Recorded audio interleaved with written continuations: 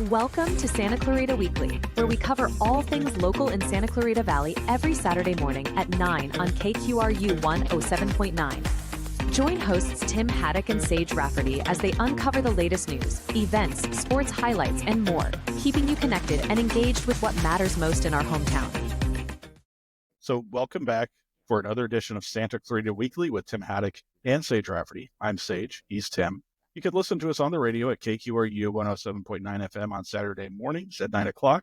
We're also on YouTube and Instagram. You can find us online at santaclaritastar.com. So Congressman George Whitesides gave the weekly Democratic address, and Senator Adam Schiff visited with families that have been affected by the recent immigration raids. The College of the Canyons Governing Board is changing direction on a plan to build low-income housing for students on campus. In sports, the Valencia and Saugus boys basketball teams are battling it out for the Foothill League's championship.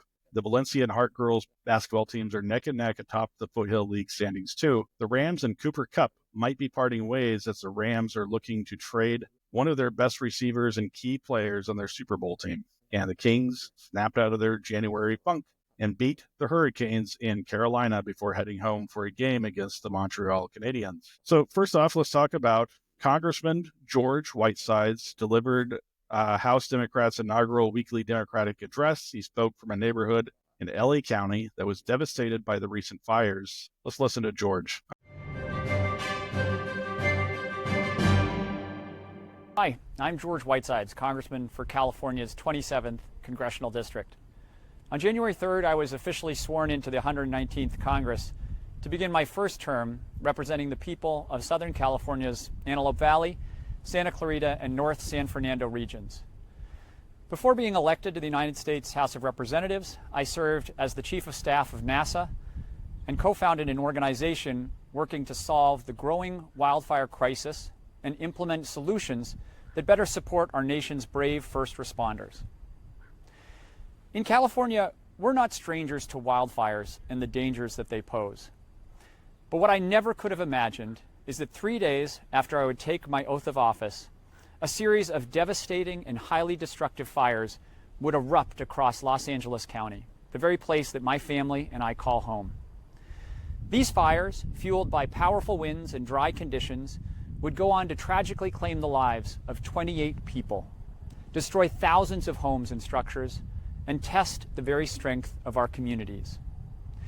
My thoughts continue to be with the incredible firefighters and first responders from California and across the country who have been working straight since that fateful day. And our efforts will stay focused on helping the families and the communities impacted to rebuild. In the days and weeks that followed these fires, I've been constantly reminded that our shared commitment as Americans to helping each other in times of need is one of our country's greatest strengths. I've witnessed that spirit, the quintessential American spirit, in neighbors helping neighbors, strangers lending a helping hand, and of course, in the heroic efforts of the firefighters who joined together, courageously battling the flames. I'm deeply grateful to the people from across the country for their outpouring of support to our county. Their actions are reflective of the strength and resilience of our community. What has, however, been a shock to my conscience is the hyper-politicization of our community's tragedy. Let's be clear, the federal government should never turn a blind eye to communities who are reeling from a natural disaster or place conditions on emergency disaster aid to American citizens. And the federal government should never threaten to freeze federal assistance that Americans across the country rely on. This illegal funding freeze would make it harder for people to get the basic services that they count on. And for communities like mine, that means a tougher time supplying first responders and firefighters with the critical safety equipment and firefighting tools that they need. Just in the past 24 hours, I've heard directly from local firefighters and fire chiefs who rely on federal grants to both employ their teams and to supply them with the best equipment available. Without federal assistance, they could lose their ability to do their jobs and to keep us safe. But let me be clear. House Democrats will not stand idly by as President Trump and extreme Republicans in Washington disrupt social safety nets, and turn a blind eye to communities who are still grappling with the aftermath of a natural disaster.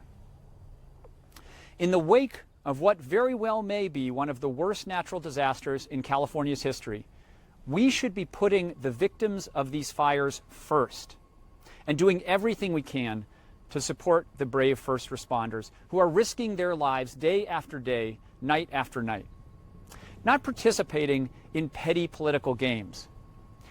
And it's time for my colleagues in Congress to get serious and to work with us, not against us, in the effort to do what's right by the people we represent, to voice their outrage about these attacks on lifelines for folks who are looking to rebuild and recover, to speak up for first responders and law enforcement officials, and not just those here in Los Angeles County, but also for the police officers who were beaten, tased, and pepper sprayed during the January 6th attack on our nation's capital, to speak out against President Trump's pardons, effectively releasing these violent criminals into our communities and making America less safe.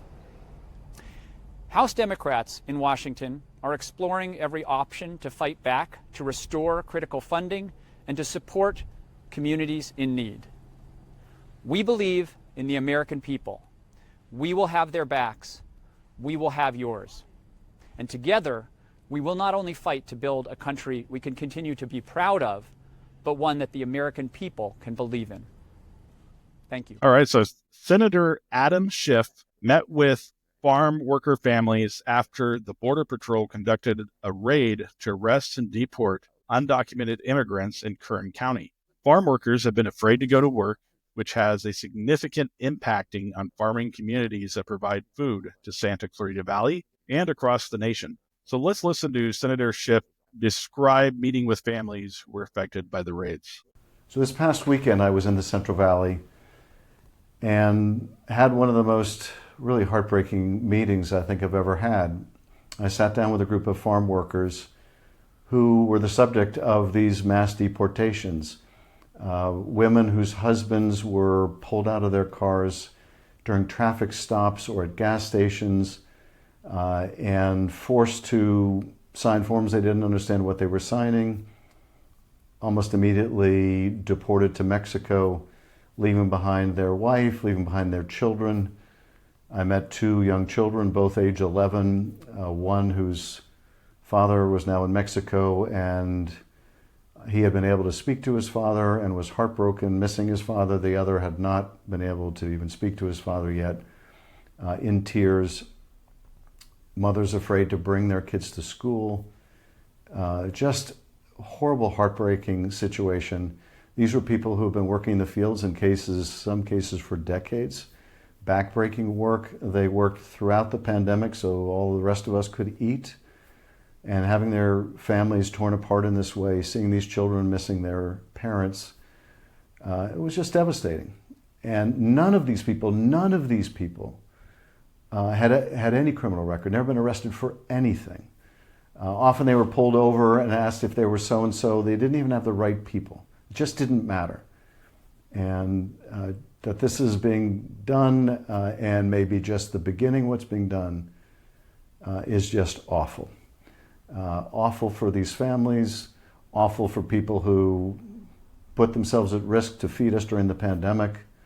It's going to be awful for farmers because people aren't showing up to work in the fields. It's going to be awful for consumers because food prices are just going to go higher. But most particularly, I want folks to know when we talk about mass deportations, this is what it means. It means families being separated. It means 11-year-old kids without their dad, wives without their husbands. It's just awful. All right. So next up, Tim, can you talk to us about the College of the Canyons and low-income housing? So it's the College of the Canyons, their new board of trustees, their new governing board, they are looking for ways to provide housing for students on campus, having actually a campus dorm or a campus community for students to live in. And one of the first actions the new College of the Canyons governing board took was to review and reverse a decision to return funds for low-income housing for students on campus. COC was one of 13 community colleges in the state to receive part of a grant to build housing for students. The college received $62 million for the project, leaving it about 3% short of funding the entire project according to budget estimates. Newly elected trustee member Fred Arnold is leading the charge to reverse the decision to return the money. He said it is too soon to give up and not figure out a way to make it work. To make up the deficit, the college would have to make cuts in things like instruction materials and projects. The board voted 3-2 to rescind a letter to refuse to accept the money for the housing project. Board President Charlene Johnson, Arnold, and Darlene Trevino voted in favor of it. Adele Alonso and Carlos Guerrero voted against it. Alonso and Guerrero were on the board when the decision was made to refuse the money in October. Alonso, who was the board president at the time, said it was a fiscally conservative decision that didn't commit the college to a project that might end up costing more than estimated. Johnson, Trevino, and Arnold are newly elected trustee members. They were in favor of moving forward with the project to provide housing for students. But new district chancellor David Andrews said deciding to accept the funds for student housing was premature, and the college needs to develop a plan first to fully fund the project before accepting the money. He also advised the board it might be too late to ask for the money back. Once it was returned, he did not know if it was possible to ask for it to be returned. Another option for the board discussed, was the possibility of using housing units at California Institute of the Arts for College of the Canyon students. Cal Arts has dorms available for its students on its campus. So you are listening to KQRU 107.9 in Santa Clarita. You can listen to Santa Clarita Weekly on Saturday mornings at 9 and on YouTube, Instagram, or wherever you listen to podcasts. So, Tim, can you talk to us about the local basketball, what's happening in high school basketball? Okay, so the Foothill League basketball seasons for both the boys and the girls are winding down. We're coming down to the last few games of the season for the regular season before playoffs start. The Valencia boys have already finished their Foothill League season, and they're in first place. The Valencia boys basketball team won its final 2 Foothill League games and is waiting for the rest of the league to play in their last games. Valencia beat Canyon 71-61 and Golden Valley 63-58 to finish with a 9-3 record. And in the Foothill League, the Valencia boys are in first place, but Saugus is nipping at their heels with 1 game left to play. Valencia started the season 1-6 and were 6-13 at one point. Now they're in position to win the Foothill League and headed to the playoffs. The top 4 teams in the Foothill League earn playoff spots. Saugus, Canyon, West Ranch, and Golden Valley are in position for those automatic playoff bids, but one team will be left out, and it looks like West Ranch and Golden Valley will be battling for that last playoff spot. The Saugus boys won 2 Foothill League games, beating Hart 61-59 and Golden Valley 62-51. Saugus is 8-3 and the Foothill League, 8-3 in the Foothill League, and can tie Valencia for the Foothill League championship. Saugus boys play Castaic in their Foothill League finale. The Canyon boys are in a fight for 3rd place in the Foothill League. Canyon lost to Valencia, but beat Castaic 84-47 and are 7-4 in the Foothill League. Canyon has 1 more Foothill League game left against Hart. The West Ranch boys can catch Canyon for 3rd place in the Foothill League. West Ranch pulled out a surprise win over Valencia to improve to 6-4 in the Foothill League. The West Ranch boys play Golden Valley in their Foothill League season finale. The Golden Valley boys lost 2 Foothill League games to Saugus and to Valencia. Golden Valley is 6-5 and in 5th place in the Foothill League with 1 game to go. Golden Valley plays West Ranch in its Foothill League finale. The Hart boys lost to Saugus and are 1-8 in the Foothill League. They play Canyon in their Foothill League finale. And the Castaic boys lost to Canyon and dropped to 0-10 in the Foothill League. They play Saugus in their final Foothill League game. The Valencia girls are finished in first place in the Foothill League. They won their last 2 Foothill League games over Canyon 57-36 and Golden Valley 56-23, and they're in first place in the standings. Valencia is 11-1 in the Foothill League and has 1 more game against Village Christian, which is a non-league game. The Hart girls can catch Valencia atop the Foothill League with 1 game left to play. Hart is showing no mercy in the final games of the Foothill League schedule, beating Castaic 62-7 and West Ranch 63-15. Hart is 10-1 and plays Canyon in its Foothill League finale. Like on the boys' side, the top 4 girls teams in the Foothill League earn automatic playoff spots. Valencia and Hart look like they are in. Canyon is in 3rd place and Saugus is in 4th. The last league games will determine who finishes higher. Canyon lost to Valencia but beat Castaic and is 7-4 in the Foothill League. Canyon plays Hart in a tough Foothill League finale. The Saugus girls lost to Hart but beat Golden Valley 57-22 and are 6-5 in the Foothill League. Saugus lost to LaSalle 53-25 and has 1 more Foothill League game left to play. The Saugus girls play Castaic in their Foothill League finale, a much more favorable matchup than Canyon. Golden Valley lost 2 Foothill League games to Saugus and Valencia. The Golden Valley girls are 2-9 with 1 Foothill League game left to play against West Ranch. The West Ranch girls lost to Hart, but beat Taft 25-17. West Ranch is 2-9 also and tied for 5th place in the Foothill League. The Castaic girls lost to Hart and Canyon. They are 1-10 in the Foothill League and play Saugus in their Foothill League finale. I'm going to hand it over to Sage to talk about the Rams and the King. Thank you, Tim. So the Rams football season may be over right now, but they're talking about trading players. So it looks like Cooper Kupp's days with the Rams are numbered. The Rams are trying to trade their star receiver, and he said he is not happy about it. I don't agree with the decision, and I've always believed it was going to begin and end in L.A., Kupp said in a prepared statement. Still, if there's one thing that I've learned over the years, there are so many things that are out of your control, but it is how you respond to these things that you will look back on and remember. Kupp has been a popular player and productive player for the Rams. He was the MVP of the Super Bowl 53 and was the NFL Offensive Player of the Year in 2021 when he led the league in receiving yards, touchdowns, and catches. But injuries have hampered his production in recent years. He played only 9 games in 2022 and 12 in 2023. Last season, he injured his ankle in the second game of the season and missed 5 games. Even when he was healthy, he wasn't as productive as he was earlier in his career. He didn't have a single reception against the San Francisco 49ers in Week 15 and only 1 catch in each of the last 2 regular season games for the Rams. He did have a good game against the Eagles in the playoffs, 5 catches for 61 yards in the snowstorm in Philadelphia. The Rams lost to the Eagles in the second round of the playoffs, ending the Rams season. It looks like it was the last game Kupp will play with the Rams. Now, Tim, I have some questions for you about this. So there's a lot of talk about how Kupp may be traded to Detroit. Current Lions general manager Brad Holmes was the director of college scouting for the Rams when Kupp was selected in the third round of the 2017 draft. Assistant general manager Ray Agnew was also part of the Rams front office that drafted Kupp.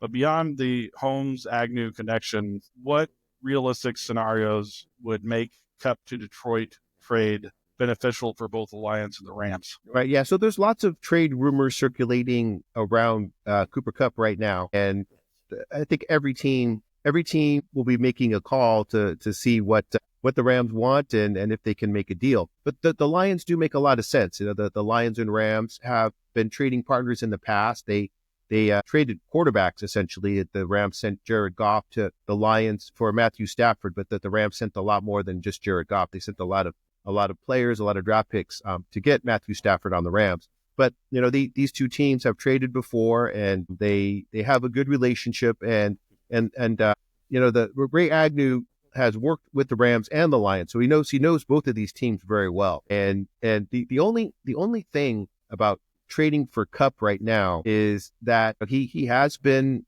a little dinged up in these last few years. I don't want to say he's damaged goods, but you know, he's definitely been on the decline. So I don't know how much value he has. I mean, he's still a great receiver. He can have great games. He has done that for the Rams. He comes up with a lot of great catches, and he's still a very good player. I don't know that he's NFL Offensive Player of the Year material anymore, but you know, I think he would be a valuable asset for a lot of teams in the league, and the Lions may be one of them. The Lions are maybe 1 or 2 receivers, 1 or 2 players away from being a Super Bowl team. They're very good. They were in the playoffs. They had the best record in the NFC last year. They're a really good team, and they are very, very close to either being a Super Bowl team or at least being, you know, in that Super Bowl game and challenging for a championship. But I don't know. I think said that the Lions are a good fit. I said I don't think the Lions are going to be the only team calling the Rams to see how much Cooper Kupp is worth trading for. All right. So knowing Kupp's history with the Rams, from being drafted in the 3rd round to becoming a Super Bowl MVP, what kind of return would make you feel like the team is truly valuing his contributions and not just looking for the best possible deal? Well, you know, it's going to come down to the best possible deal. You know, Cooper Kupp may be a sentimental favorite and a popular player with the Rams, but the Rams are also looking to get the the most players get the best players for him. And, it may come down to draft picks. I don't know if they're going to get an actual player of his caliber or player of his level to come back, either on the offense or defensive side. But I think they're looking for draft picks. I think they're looking to the future. I think they're looking for ways that they can add players to this team later on that will make it better. And the Rams are kind of in the same boat as the Lions. The Rams are a team that made the playoffs last year, and they are a team on the rise. They have a lot of good young defensive players. They have a very good young defensive team, and they still have a great offensive team on top of everything else. Even if they lose Cooper Kupp, they still have plenty of weapons on offense, and they may be a draft pick or two away from being in the Super Bowl, being in Super Bowl conversation, just like the Lions are. So they're going to look for the best possible deal, but I do think it's going to come down to draft picks and prospects and planning a little ahead for the future to see if they can make this team better in a year or two, just not necessarily next year. All right. So let's talk about the NHL then. So the Kings had a snap losing streak against the Hurricanes. So the 5-game East Coast road trip for the Kings was nothing short of a disaster. They lost the first of 4 games of the road trip. They were shut out twice in Florida, first against the Florida Panthers, then against the Tampa Bay Lightning. The Kings finally broke out of their losing streak in the last game of the road trip, beating the Carolina Hurricanes 4-2. Kevin Fiala scored 2 goals, and the Kings scored twice in the second period to take a 3-1 lead. Kings coach Jim Hiller talked about snapping the losing streak against the Canes. Just a great game, effort, team up and down the lineup. It's the only way you're going to come in here at the end of the trip and beat a good team like we did. It really takes the whole crew. So we're really proud of the guys tonight. It was nice to get 4 goals, but it looked like there was a lot of play without the puck tonight. Yeah, I mean, the goals. Let's talk about the goals first, and some really nice goals, right? And some goals from some guys. Morsey and Phil hadn't scored in a bit. I guess Phil got his Columbus goal, but really happy for Morsey, and then of course Kevin, 2 incredible solo efforts. So that was really good to see. We needed some of that, and I thought we had some other good looks too. Again, the very first shift, I think it was, Juice gets stopped at the side of the net. Oh, here we go again, right? But the goals were good, and then you're going to have to defend this team. They're going to come, and I thought really in the end that was our strength. We were able to. They usually end up with 40 shots in this building. It was that we were able to. Then I know they missed a lot, but we were able to hold them off. Phil and Trevor specifically are such worker kind of players, and that doesn't seem to have dipped at all for them. How nice is it specifically for those two to finally get the reward for what they put in? Oh, yeah. The guys and everybody on the bench felt so happy for both of them. Morsey in particular, because it had been such a long time, and Phil made a great play on that one as well. So those are things you stick together, right? And those guys battle us 20 days of the last 24 on the road. These guys have had to battle 3 and 4 against 3 of the best teams in the league, and you put that effort in, and of course they're happy for one another because the challenge is immense, and it takes character. You have to hold the lead at the end, and we had Edmondson with a 2 minute and 30 second icings were part of that. Oh yeah, but he wasn't coming off. No, right? and Gabriel, that length and reach must be important in those areas. It is, and of course Mikey would have been out there in that time too. So we miss him dearly. And that's why I thought Eddie, more than anybody, Gabby's played a lot of those minutes with Mikey. Eddie, more than anybody, stepped up in Mikey's absence, and we've talked about it. When you're big and strong like that, and you can make sure when the puck's on your stick it gets out, it's pretty impressive. That's Darcy's 11th win since he's come back. Like, how much has he meant to your team? How well has he played? He played really well tonight too. And I know they missed some. They missed some a shot wide. When I say missed some, they had some good looks that they missed the net on. But I thought probably his best saves were through traffic. A lot of those point shots, and there's a double layer screen, and he's such a big body. He didn't see him, and it's off the shoulder. Maybe a smaller goalie doesn't get those. So I think he handled the traffic really, really well, and that was the key for him. What did you think about the way that QB played tonight before he even gets rewarded with those 2 assists? Yeah, well, he was, they matched Aho's line against him, which with Ranchard and Blake is, probably as good a line I think that we've seen all year. And he just did a great job in the D zone. Neutral zone, he caught people, stayed above the puck. Sacrificed, in my mind, he sacrificed some offensive opportunity. The beauty is he still ends up with 2 assists and does just a great job defensively. So the Kings have 3 games at home before the All-Star break and 3 more home games before the break. The Montreal Canadiens play Kings in the first game of their homestand. All right, so one more surprise question for you, Tim, about NBA, about the basketball. What was your reaction when Luka was traded from the Mavericks to the Lakers? So we didn't talk about the NBA on this show. The NBA, Luka Doncic. But I wanted to get your reactions. Okay, so in a nutshell, this is what I think. The Lakers traded Anthony Davis and a bunch of other players to the Mavericks for Luka Doncic, and another swap. But it's basically Anthony Davis for Luka Doncic. So bottom line is the Lakers traded their second best player because Anthony Davis is definitely not as good as LeBron James. LeBron James might be on his way out, but he's still the best player on the Lakers. So the Lakers traded their second best player for the Mavericks' best player. And they traded for a player who's 25 years old, who's young. He has his whole career ahead of him. And you can make the argument that Luka Doncic may be one of the top 3 players in the NBA. So not only did they trade for another team's best player, they have a young player that is going to attract free agents. There's going to be plenty of other players in the league who want to play with Luka. So the Lakers are going to be a very good team and be back in that NBA championship conversation for probably the next 10 years. And this trade has set them up nicely for the future, and it set them up nicely for this season. I mean, it really gives LeBron James and the Lakers another shot to win a championship. It might be a long shot at winning the championship, but I think they're in that mix again. So good trade for the Lakers. And not only did it make them a better team this year, it's going to make them a better team for the next 10 years. I like this deal. I like Luka being on the Lakers. Yeah, I'm glad you were able to comment on that because that's all the internet is talking about besides what's going on in Washington right now. So that's our show. So tune in next week for more discussions about the news from Santa Clarita. You can listen to us on the radio at KQRU 107.9 FM at 9 on Saturday mornings. You can also watch us on YouTube and Instagram and listen to us on SantaClaritaStar.com, wherever you listen to podcasts. So leave us a comment and be sure to subscribe to Santa Clarita Weekly Online. Thanks for listening and have a great week. Thank you for listening to Santa Clarita Weekly. You can watch the show on Santa Clarita Star's YouTube channel and Facebook page, as well as listen in on the radio at KQRU 107.9. Visit SantaClaritaStar.com for more content and tune in right here to KQRU 107.9. A new voice for Santa Clarita.